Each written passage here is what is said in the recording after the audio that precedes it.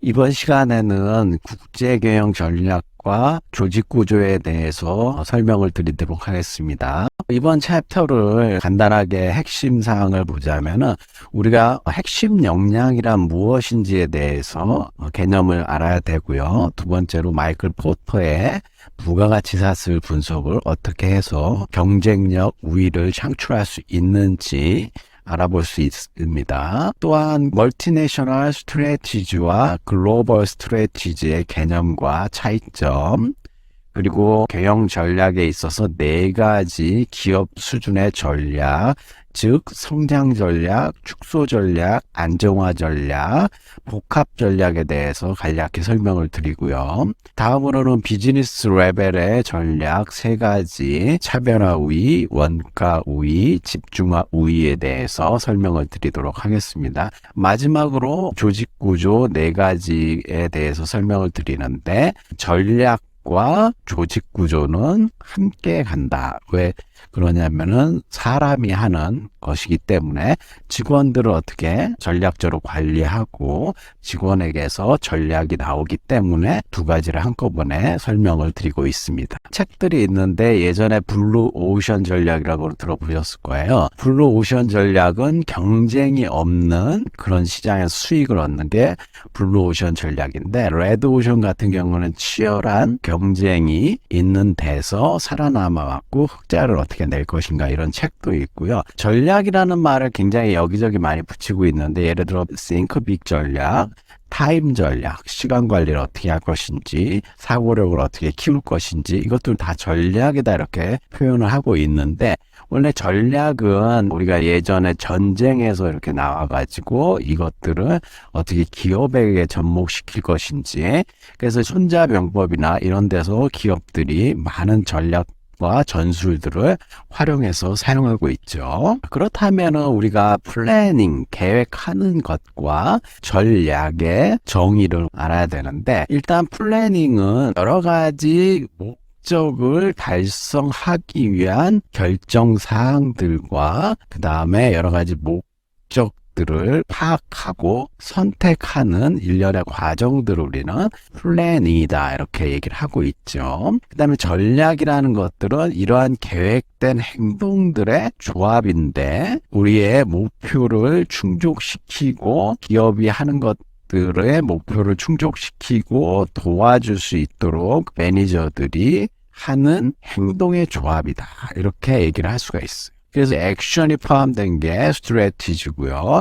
플래닝은 시작과 더불어 여러 가지 우리가 기회라든지 목적 이런 게 파악하는 단위다 이렇게 얘기를 드릴 수가 있어요. 그렇다면 우리가 전략을 수립하기 위한 일련의 프로세스를 알아야 되는데, 첫 번째가 기업의 미션과 목표가 뭔지를 정확하게 파악을 해야 되고, 기업의 비즈니스 범위는 어떻게 되는지, 그다음에 주요한 기업의 목표는 무엇인지를 1단계에서 우리가 파악을 해볼 필요가 있고요.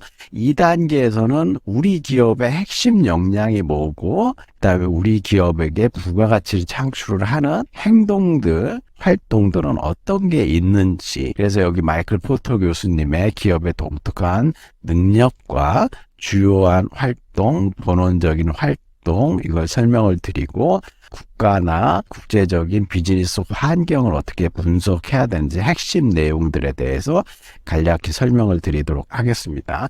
그래서 1, 2단계를 거친 다음에 3단계에서 비로소 전략을 우리가 수립하게 되는 거죠. 그래서 첫 번째가 멀티내셔널 전략으로 갈 것인지 글로벌 전략으로 갈 것인지를 우리가 이해를 하고 선택을 할 필요가 있고요. 그 다음에 우리가 기업 수준의 전략 4가지, 비즈니스 전략 수준의 전략 3가지에 대해서 말씀을 드리고요. 그 밑에 가면은 하위 부서별 전략들이 있는데, 이것들은 시간 관계상 생략을 하고요.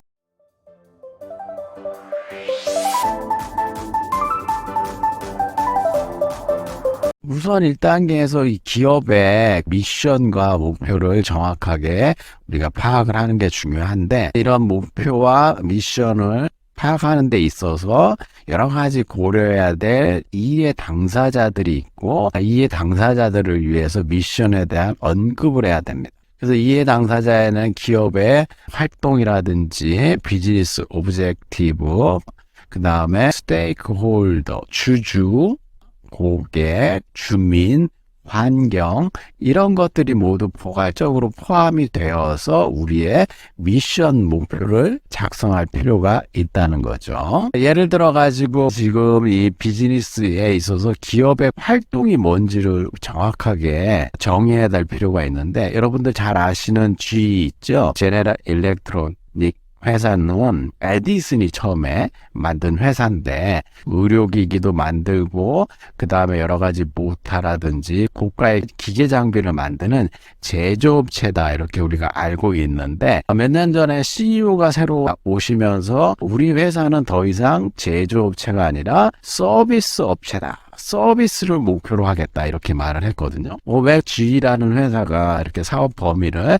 다시 활동을 바꿨냐면은, 이제는 사물 인터넷이라든지 인공지능 이런 것들 IT가 발달을 하니까 기존의 제품을 만들어서 판매하는 것보다는 원격으로 이 제품이 어디서 부품이 필요한지, 소모품이 필요한지, 고장이 언제 날 것인지, 어디가 고장이 났는지 원격으로 관리를 하고 서비스를 해주면서 나오는 수익이 제조해서 판매하는 것보다 훨씬 더 많고 오래 간다, 이거죠. 그래서 GE 같은 경우에는 서비스 업체로 이렇게 미션을 새롭게 바꾸기도 했죠. 이번 슬라이드에서는 핵심 역량에 대해서 말씀을 드리도록 하겠습니다. 경쟁자들이 극도로 따라오기 어렵거나 같아지기 불가능한 기업의 특별한 능력을 우리는 핵심 역량이다, 이렇게 부르고 있고요. 핵심 역량에는 세 가지 요소가 포함이 돼야 되는데, 첫 번째로 다양한 기술들을 포함하고 있어야 된다.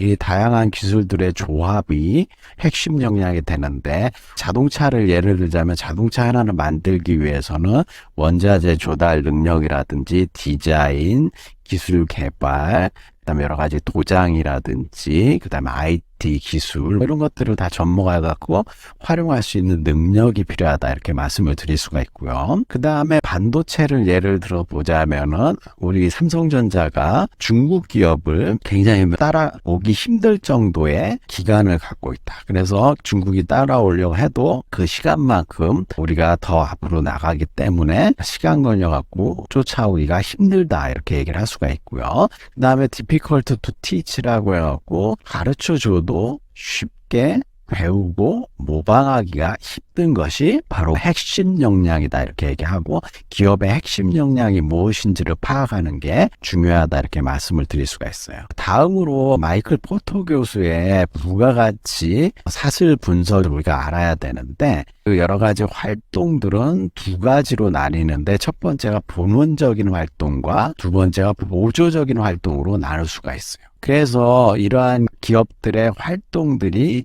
고객에게 가치를 창출하는 어떤 것이 있는지를 우리가 파악하는 게 중요하죠. 그래서 각각의 기업의 활동들은 기업들이 강점과 약점의 요소로서, 원천으로서 작용을 한다, 이렇게 얘기를 할 수가 있고, 우리가 이런 강점과 약점을 파악함으로써 새로운 전략을 수립하는 과정에 있어서 통찰력을 제시할 수 있다, 이렇게 얘기를 할 수가 있는 거죠.